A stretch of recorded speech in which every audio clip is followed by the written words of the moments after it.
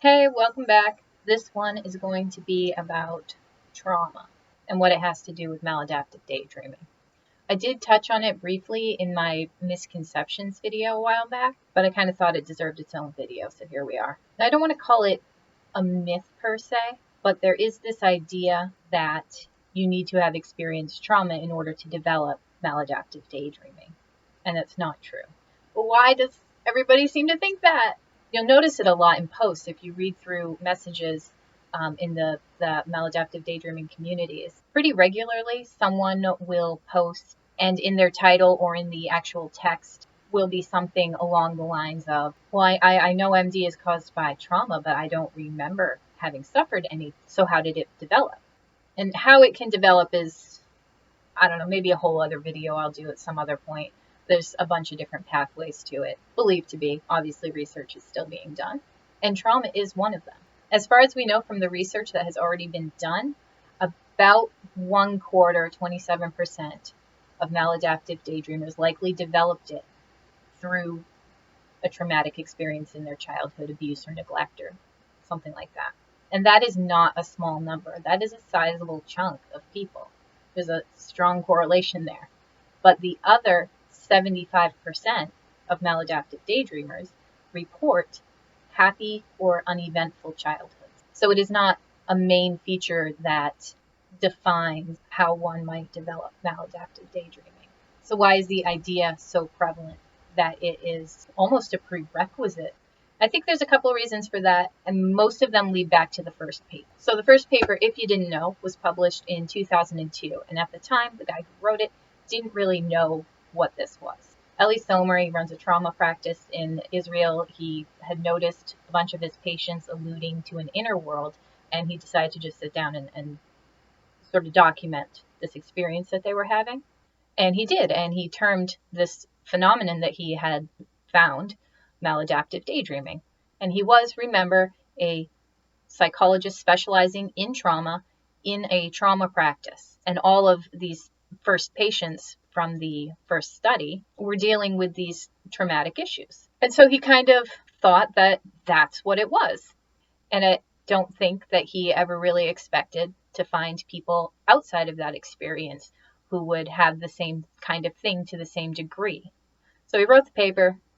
Nothing really happened with it. It was back in 2002.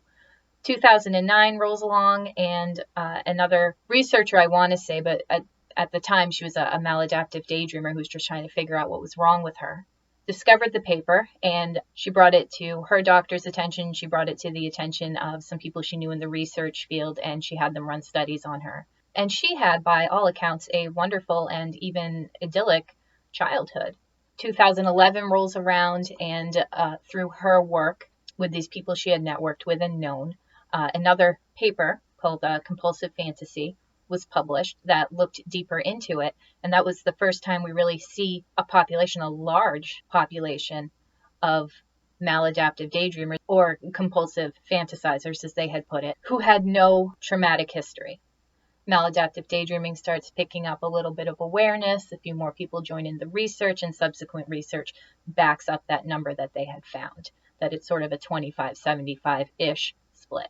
But that's a pretty big gap between 2002 and 2011. There are 3 papers. There's the original one, which was focused on traumatized individuals. The second was a case study on that woman. It's very brief.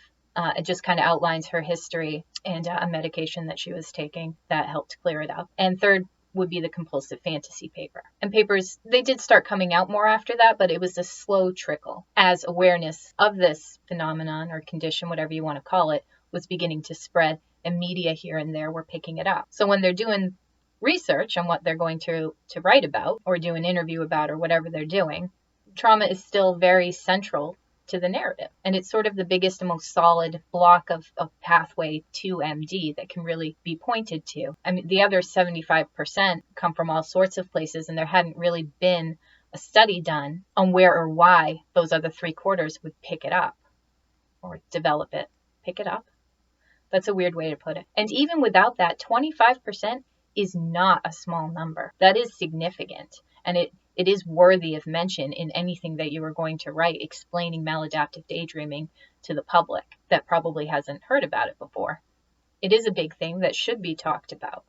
But even to this day, with many more papers published, it still comes up all the time. You'll see it all the time. People wondering how they could have developed this without a history of trauma.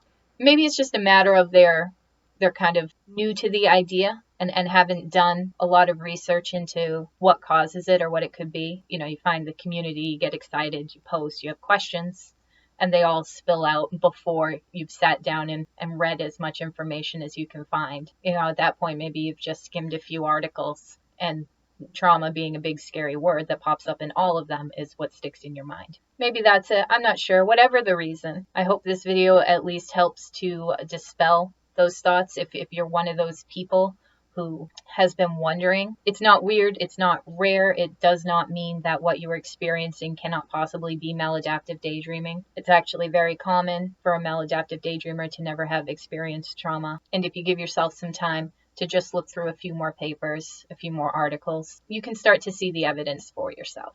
Don't trust me, never trust me. Look up everything I say. I'm not a professional, I have no idea what I'm doing. I'm just trying to help out here. So thanks, I hope it helped. Goodbye.